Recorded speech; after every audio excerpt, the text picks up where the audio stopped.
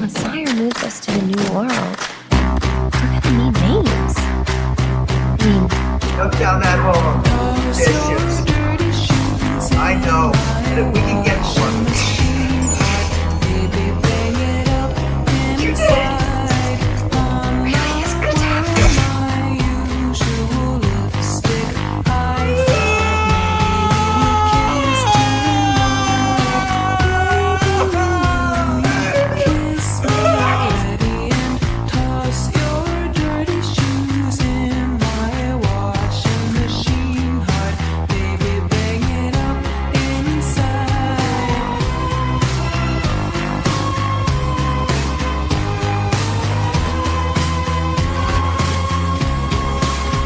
I want to kill some guy.